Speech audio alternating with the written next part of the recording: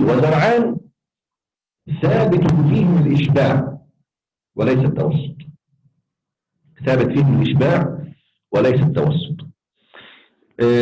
فوجدت أن شيخي الشيخ السمنود رحمة الله عليه قال بالتوسط تقليدا لشيخه، تقليدا لشيخه. من شيخه؟ السيد عامر عثمان.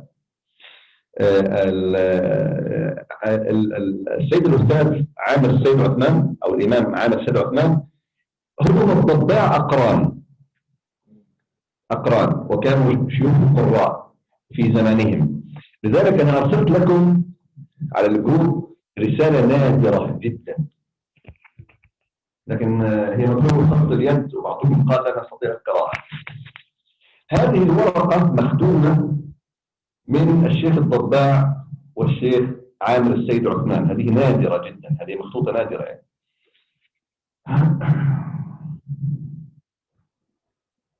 هذه الذي قلتم نحن لا نفهمها، فأنا سأقرأها لكم. هذه ورقة من مراقبة الشؤون الدينية في مصر. يريدون أن يعينوا إماما للمسجد الحسيني. المسجد الحسيني مسجد كبير جدا في مصر، يعني الذي يتعين فيه لابد أن يكون متقن. فهناك 10 قراء من أقوى قراء العالم العربي والإسلامي ومصر كانوا مرشحين للإمامة. فلجنة الشؤون الدينية كونت لجنة لاختيار أفضل القراء. هذه اللجنة مكونة من الشيخ الضباع أول واحد، والشيخ عبد الفتاح القاضي ثاني واحد، والشيخ عامر السيد عثمان. يعني هذه خطوة نادرة هذه. وقالوا لهم انظروا من هو أفضل قارئ في هؤلاء القراء 10. في النهاية ماذا قالوا؟ تم اختيار الشيخ محمود خليل الحصري قارئا في مسجد الإمام الحسين، لأنه أجود القراء المذكورين تلاوة وأحسنهم أداء، ولأن قراءته أكثر مطابقة لقواعد التجويد وقوانين الأداء، والله ولي التوفيق. ووقع عليها الشيخ الضباع وعامر السيد عثمان وعبد الفتاح القاضي. هذا إن بعض الإخوة والأخوات يقول لم نفهم.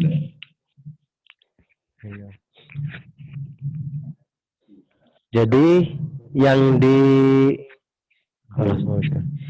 dikirimkan oleh Syekh Mahmud di grup itu adalah ada seleksi imam untuk jadi imam Masjid Al-Husaini.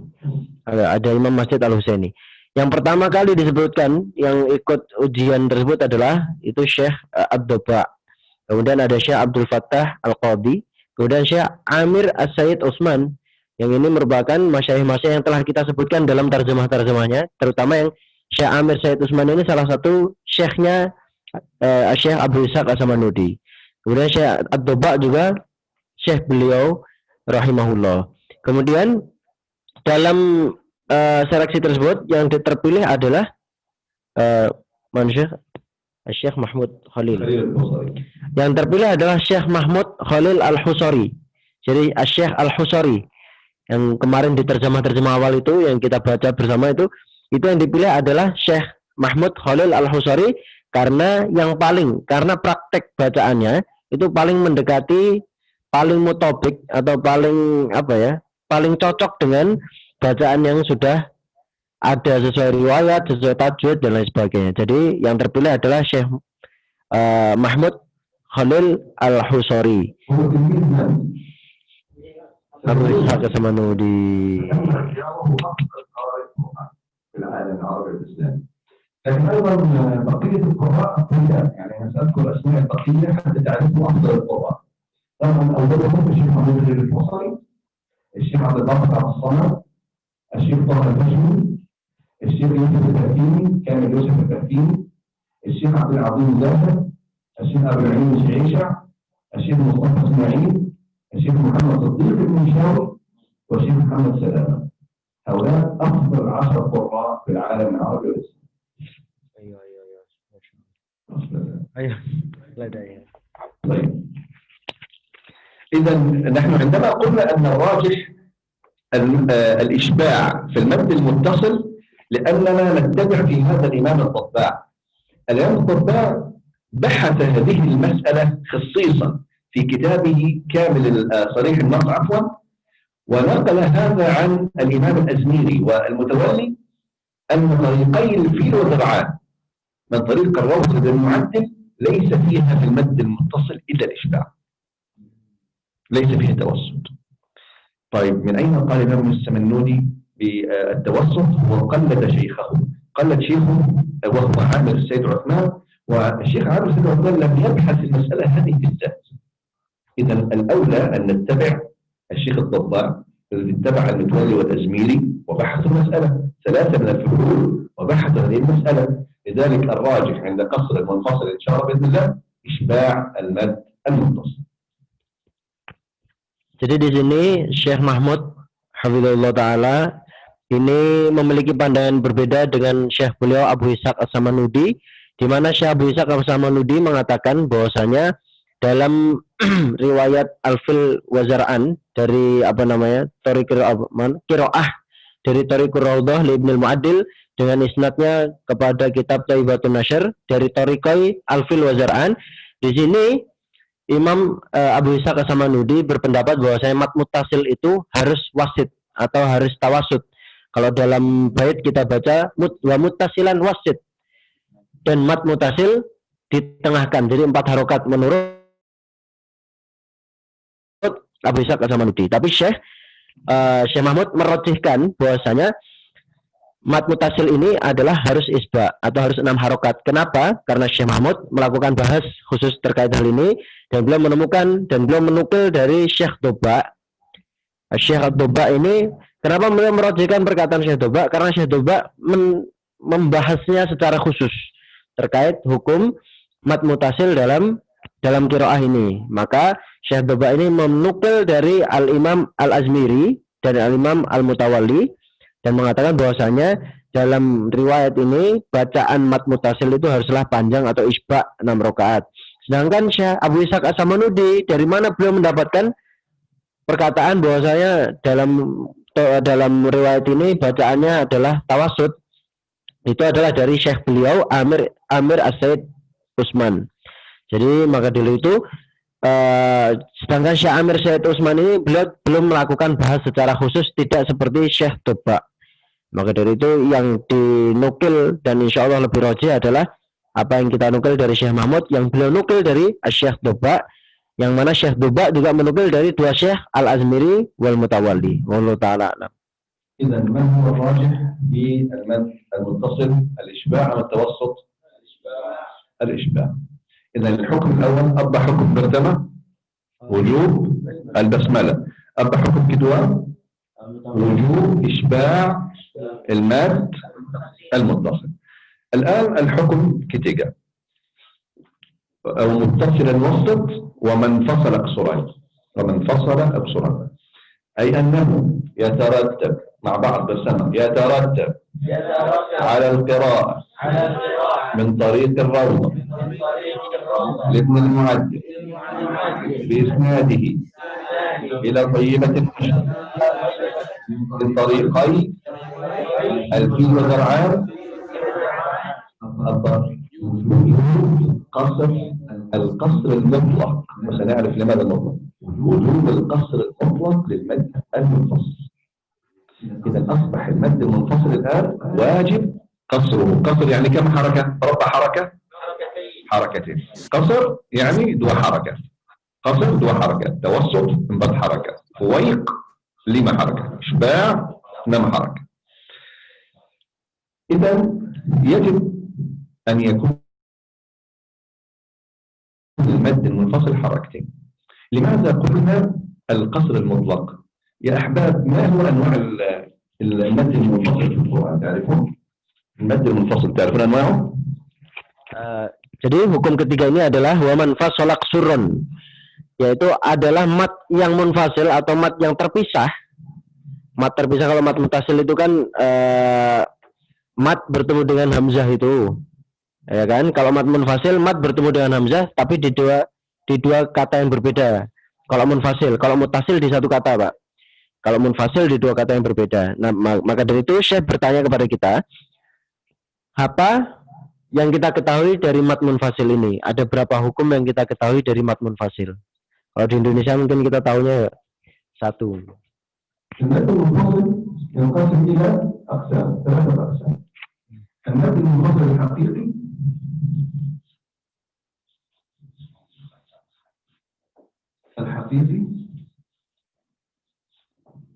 من المد المنفصل الحكمي،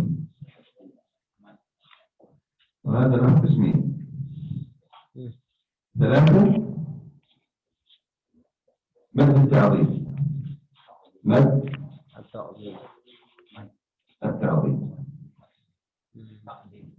لابد أن تفهموا هذا يا أساتذة القرآن الكريم، لم تعرفوا هذه. ما هو المد المنفصل الحقيقي وما هو المد المنفصل الحكمي وما هو المد المنفصل التعظيم؟ سنقرأ إن شاء الله. Maka di sini hukum ketiga adalah mat munfasil ini dalam thariqah yang kita pelajari ini, dalam riwayat yang kita pelajari ini, itu hukumnya adalah wajib untuk kita pendekkan. Jadi mat munfasil ini wa man fasala uqsuran. Jadi mat munfasil itu dibaca 2 harokat saja dalam riwayat yang kita pelajari sekarang. Jadi itu poin terpentingnya. Nah, sekarang yang ingin Syekh Mahmud jelaskan adalah ada berapa bagian dari mat munfasil itu sendiri. Di sini disebutkan ada 3 bagian mat munfasil. Yang pertama adalah mat munfasil al-hakiki, kemudian mat munfasil al-hukmi, dan yang ketiga adalah mat at-ta'zim. Ini insyaallah akan disebutkan oleh Syekh. ما هو المد المنفصل الحقيقي والحكمي والتعظيم؟ اسمع شوي. هذه مشكلة. أنقل الميكروفون شوي. طيب.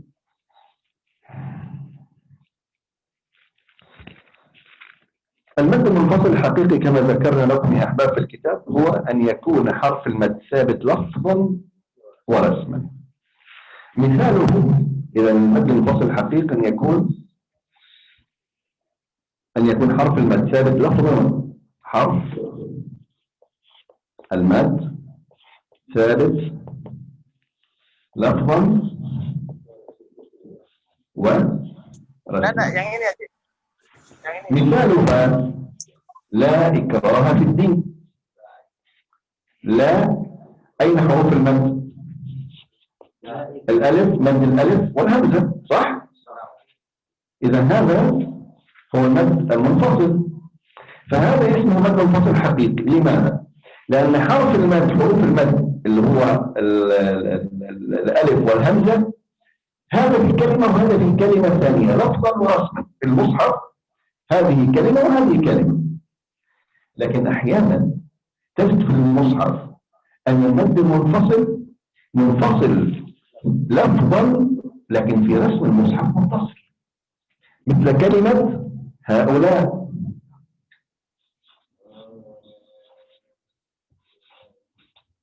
صح؟ إذا يعتقد كتابة هي كلمة واحدة، لكن هذا ليس صحيح. أصل هذه الكلمة من جزئين. أداة النداء ها، مثل يا أحمد، ها أحمد سواء، يا ولا سواء. إذا أصلها ها، ثم ضمير المخاطب أولئك، عندما نقول أولئك طلاب، أولئك كذا، إذا هذه كلمة أخرى. أولئك، هذا أصل الكلمة، هذا أصلها.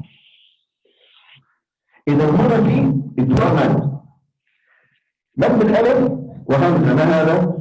مد منفصل. إذا هذا منفصل. وأولئك هذا متصل، هذه كلمة واحدة متصل. لكن في المصحف تكتب كلمة واحدة، لذلك نسميها مد منفصل حكمي، لأن حرف المد ثابت لفظا لكن ليس رسما. في المصحف مرسوم كأنه مرسوم يعني مكتوب يعني مرسوم أي مكتوب كلمة واحدة، لكن في النداء تقول هؤلاء اللي هي أداة نداء. هذا بالنسبة للمد المنفصل الحكمي نوعين، ما هو ثابت لفظا ليس رسما، ويدخل فيها مد الصلة الكبرى. مد الصلة الكبرى، مد الصلة الكبرى، مثل في آخر آية في سورة الكهف: ولا يشرك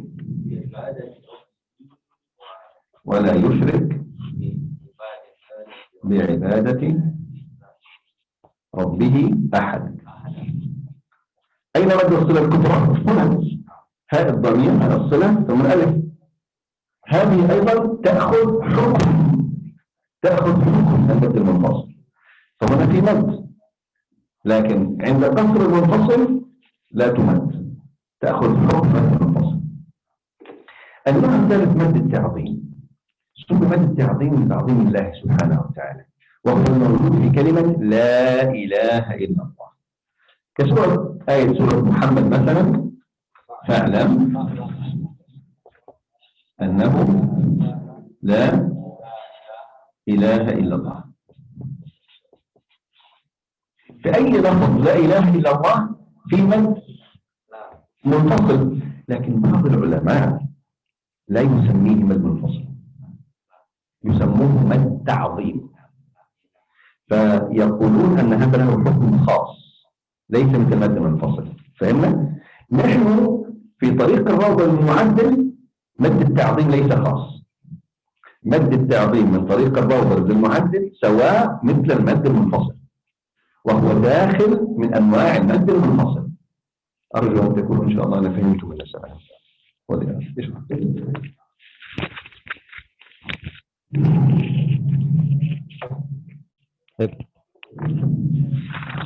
Jadi hukum ketiga di sini adalah bahwasanya mad munfasil ini hukumnya wajib untuk kita pendekkan.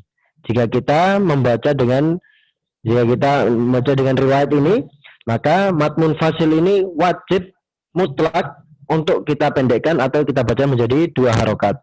Nah, di sini mad munfasil ada 3 bagian. Yang pertama adalah al-mad munfasil al-hakiki, yaitu yang matnya, huruf matnya itu sabit lafdhan wa rosman. Jadi secara lafadz dan secara tulisan itu kita bisa melihat bahwa itu jelas mad munfasil. Seperti kalimat la ikraha fiddin.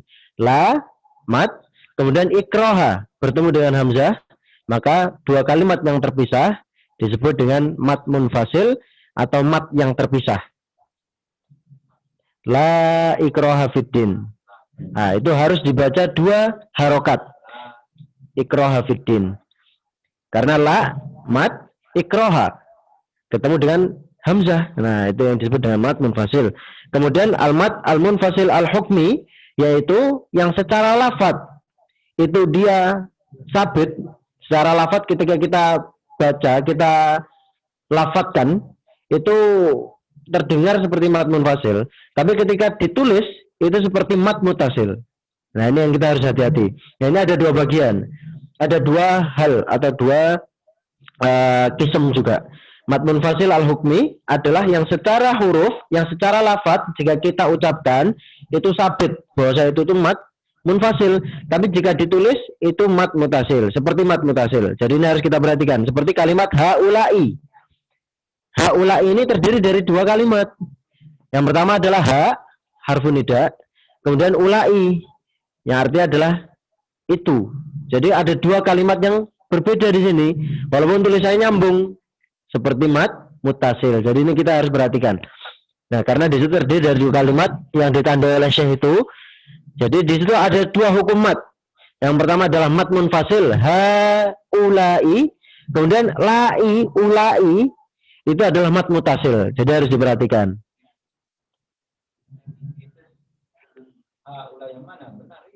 Yang betul dua-duanya benar. Cuman kalimat haulai yang disambung itu terdiri dari 2 kata, yaitu ha kemudian ulai.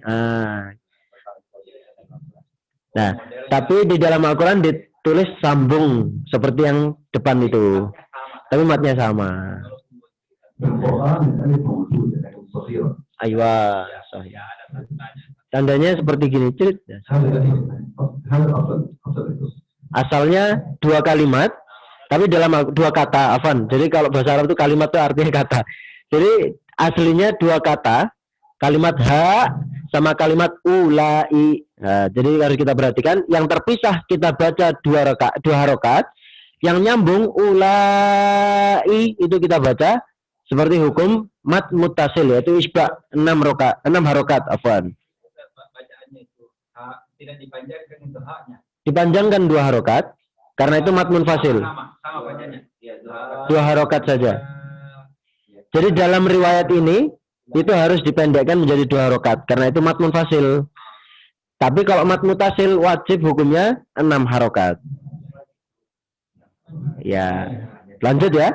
Selanjutnya adalah yang hukum kedua, itu tadi di kalimat haulai, sedangkan al-mat munfasil al-hukmi yang kedua adalah mat silah al-kubro. Dalam mat silah al-kubro yang kita temukan dalam suratul Kahfi ayat 110 ayat terakhir.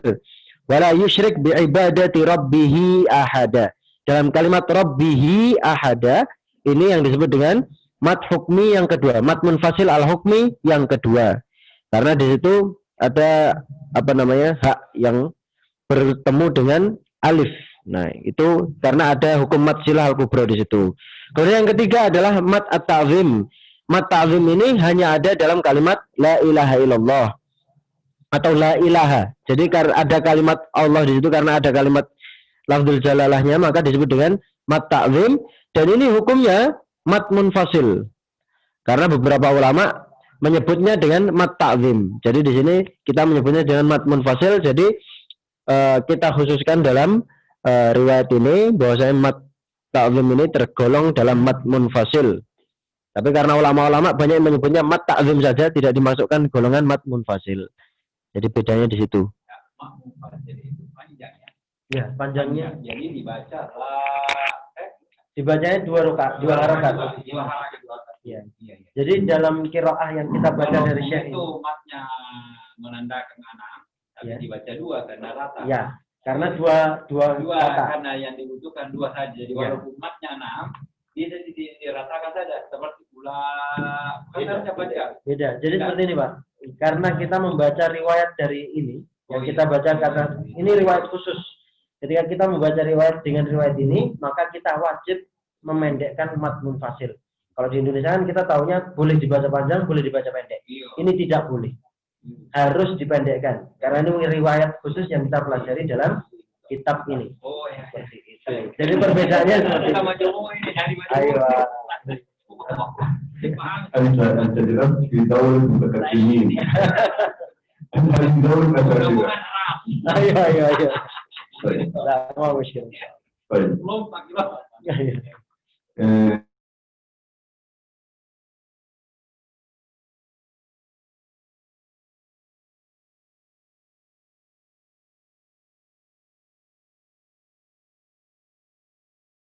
نحن يعني سنعطيكم فكرة عامة. أنتم في إندونيسيا لا تقرؤون من هذه القراءات. هذه القراءات فيها سكتة، أي سكون قبل الهمز بسكت. نعم. أنتم لا تقرؤوا هذه القراءات. تقرؤوها هي يعني لم أسمعها في إندونيسيا، لكنها وردت من بعض طرق الطيران. طيب، فحتى الذين يسكتون، حتى الذين قراءتهم فيها سكت، يعني أنت سمعت إمام يصلي وقراءته مثل هذا السكت الموضع مثلا كلمة والأرض وضعها للأنام. نحن كيف نقرأ؟ والأرض وضعها للأنام، هم كيف يقرؤون؟ والأرض وضعها للأنام، سكت، لأن الهمز هنا متحرك وقبلها سكون. مثلا تبارك الذي بيده الملك وعلى كل شيء قدير، كيف يقرأ؟ نحن نقرأ تبارك الذي بيده الملك وهو على كل شيء قدير. ممكن تقرأ تبارك الذي بيده الملك وهو على كل شيء قدير. هذه قراءة هكذا. هذه قراءة حتى إن كان عنده سكت إذا أراد أن يقصر المنفصل لا يسكت. يعني لو الإمام يسكت ليس كده تقول له يقصر المنفصل تقول له لا يجوز. تقول له لا أنا قرأتي في السكت. تقول له نعم أنا أعرف أن هناك قراءة في السكت، لكن عندما المنفصل اقرأ كما تشاء. أما عند قصر المنفصل لا يوجد سكت. Jadi ini hukum al-hukum ar-rabi'. Ayo. Ini di hukum yang keempat ini yaitu dikatakan la sakta qabla al-hamzi min turuqil qasri. Jadi ketika kita mengikuti mazhab atau mengikuti, kita sebut mazhab saja biar mudah. Ketika kita mengikuti aliran memendekkan mad munfasil, maka يعني مثلا واسألوا الله من فضله إن الله كان بكل شيء عليم. كيف يقرأ؟ نحن كده نقرأ واسألوا الله من فضله إن الله كان بكل شيء عليما. هم يقرؤون واسألوا الله من فضله. انظر في سكت هنا لأن في سكون بعدها همز. في قوله وإذا خلوا إلى شياطينهم نحن نقرأ وإذا خلوا إلى شياطينهم قالوا. هم يقرؤون وإذا هم ليس نحن. وإذا خلوا إلى شياطينهم قالوا. هذا سكت. في قوله تعالى عليهم دائرة السوء والله سميع عليم. نحن نقرأ عليهم دائرة السوء والله سميع عليم. هم يقرؤون عليهم دائرة السوء والله سميع عليم. هذا ليس أنتم لكن من باب العلم بالشيء. Jadi ini min babil ilm, ini harus disampaikan bahwasanya wala sakta qoblal hamzi min turuqil qasri. Jadi ketika kita menganut aliran memendekkan qasr atau memendekkan mad munfasil, maka kita tidak boleh membaca dengan saktah sebelum hamzah.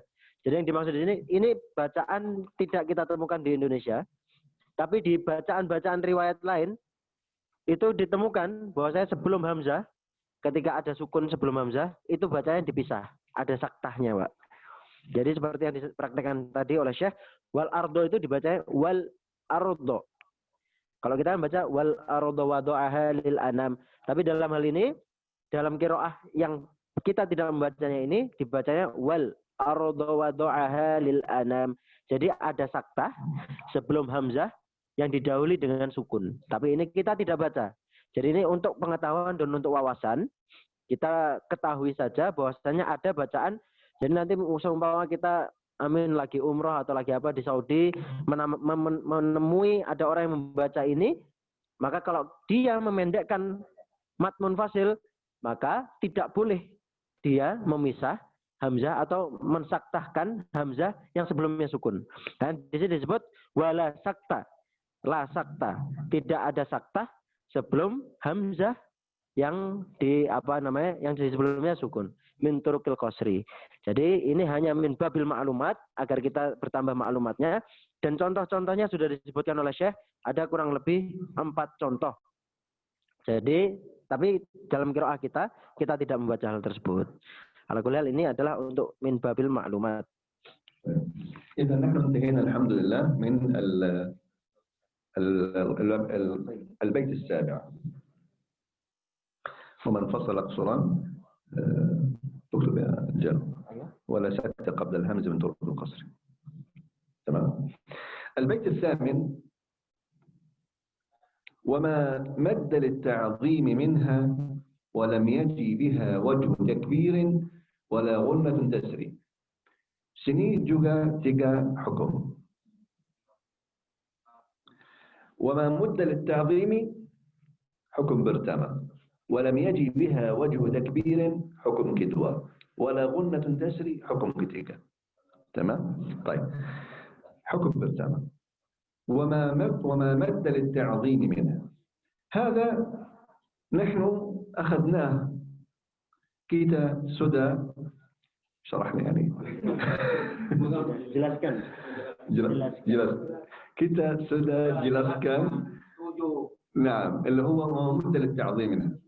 لأن مد التعظيم هو داخل في المد المنفصل. طيب يقول قائل طب لماذا الشيخ السمنودي أعاده مرة ثانية؟ لأنني أخبرتكم أن هناك من العلماء ما يعتبر أن مد التعظيم خاص لا يأخذ حكم المد المنفصل. فالشيخ السمنودي أعاده مرة ثانية ليؤكد أن حكم مد التعظيم سواء مثل حكم المنفصل. حكم مد التعظيم سواء مثل حكم المنفصل. فضل.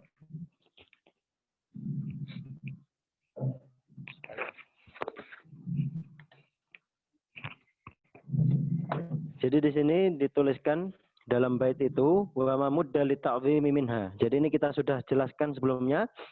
Mengapa kita jelaskan lagi? Karena ini merupakan takkid dari Syekh Abu Ishaq As-Samanudi untuk membedakan. Karena ulama-ulama itu mengatakan bahwa saya dalam kalimat la ilaha illallah itu tidak ada mat munfasil. Adanya mat ta'zim. Mereka sebut mat ta'zim. Tapi di sini Syekh Abu Ishaq As-Samanudi itu menjelaskan bahwa saya dalam kalimat la ilaha illallah itu tadi atau mat ta'zim itu tadi hukumnya sama seperti mat munfasil. Seperti itu. وما بد للتعظيم منها ولم يجي بها وجه تكبير. ما هذا؟ أي برسمة يترتب على القراءة من طريق الروضة لابن المعجم في إسناده إلى طيبة من طريقين الفيل والزرعان وجوب التكبير العام والتكبير الختم. ما تكبير العام وتكبير الختم؟ أنا كنت أظن أن أندونيسيا ليس فيها قراءة التكبير، لكن الأخ رئيس قال لي أن هناك من يقرأ بالتكبير في الختم. هي قراءة معتبرة، لا نقول لا فيها خطأ يعني. لكن نحن نقول أن إن كان سيقصر المد المنفصل يجب عليه ترك التكبير.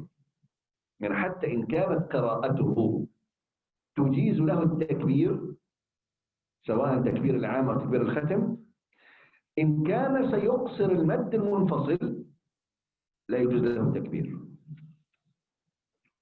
Jadi ini juga seperti hukum yang keempat tadi. Syekh sendiri belum menemukannya di Indonesia, tapi kata Ustaz Rois pernah menemukan. Jadi ketika di dalam khatmil Quran itu apa namanya? Jika ayo ala kulli hal tidak ada takbir setelah kita mengkhatamkan Al-Quran itu tadi. Jadi kalau mungkin ada takbirnya maka itu di sini seperti kata Syekh Abu Ishaq As-Samanudi walam yaji, berarti wujub tark, harus ditinggalkan at-takbirul am. التكبير يا أحباب يكبرون مع البسملة. يعني إذا قال بسم الله يقول الله أكبر. الله أكبر بسم الله الرحمن الرحيم الحمد لله رب العالمين. الله أكبر بسم الله الرحمن الرحيم والضحى والليل إذا سجى. الله أكبر بسم الله الرحمن الرحيم لم نشرح لك صدرك، في طرق هكذا. لكن إن كان سيقصر المنفصل لا يجوز التكبير، بسم الله فقط. لا الله أكبر tidak boleh عند قصر المنفصل. Jadi yang dimaksud dengan bismillah dengan takbir ini adalah jadi ada torik atau ada jalur riwayat bacaan Al-Quran itu sebelum membaca basmalah itu takbir dulu. Allahu Akbar bismillahirrahmanirrahim sebagai seperti yang dipraktekkan oleh Syekh tadi. Itu jalur lain. Tapi di Indonesia kita belum pernah menemukan seperti itu. Nah, itu kalau kita mau memendekkan fasil atau kita memakai dengan bacaan ini, maka takbir itu tadi tidak diperbolehkan. Jadi langsung basmalah saja tanpa takbir.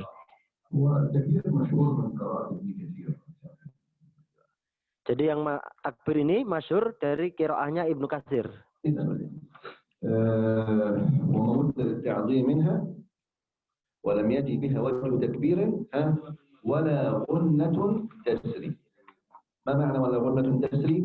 فالبرسام يترتب على القراءة عن طريق الروضة لابن المعدب بإسناده إلى طيبة النشر من طريقي الفيل وزرعان وجوب ترك الغنة عند إدغام النون الساكنة أو التنوين في اللام والراء. هذا الحكم عندكم في إندونيسيا عادي، أنتم تقولون بهذا. ما معنى ذلك؟ طيب هذا البيت المدة التعظيم هذا خلاص؟ لا لحظة، هو الفصل السؤال هذا البيت الثامن ولا قلنا المغرب. طيب نكمل بعد المغرب إن شاء الله بإذن الله.